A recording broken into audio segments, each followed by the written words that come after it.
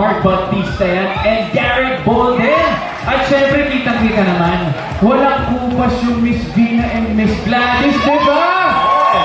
Welcome back to All Out Sunday. Thank you. It's great to be back here. Katulad ng sinabi ko nga.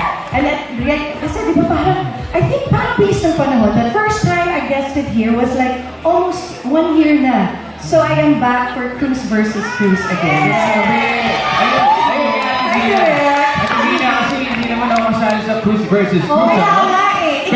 Pero balita ko, patindi na daw ng patindi ang iringan ng dalawang Mrs. Cruz, ha? Oo nga, esa na yan, Gladys. Oo, ako. Abangan niyo po talaga ang pagkatapos dahil naku talaga namang pagod na pagod kami.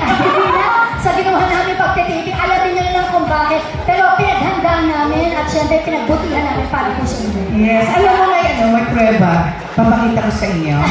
Ayan, ang kanya mga kasama-kasama. Ay, grabe. Oh, di ba?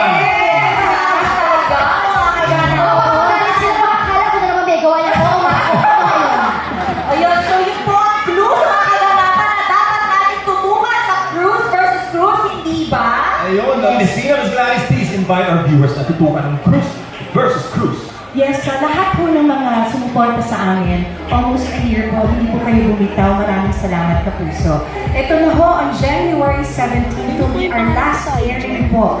At 2:30 p.m., nakakalungkot man, but we are very thankful to all of you dahil talagang sinamahan niyo kami. So, maraming salamat sa inyo. Wala na pong iwanan. Matulungin mo na bukas, di ba? Monday hanggang Sabado na po. Please, tutukan na po ang Cruz versus Cruz. Maraming salamat, AOS. Saka Miss Vina, may concert ka. Yes, may Walang kapaguran, grabe. May Valentine concert po ako. Abangan niyo po ako dyan sa Canada. February 13 sa Saskatoon, Canada.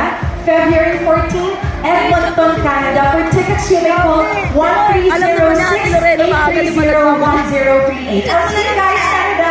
Thank you so much, Miss Vina, Miss Gladys, thank you for joining us here. And of course, sa pagbabalik, isang matinding P-Pop Power Showdown ang magaganap dito lang yan sa All Sunday!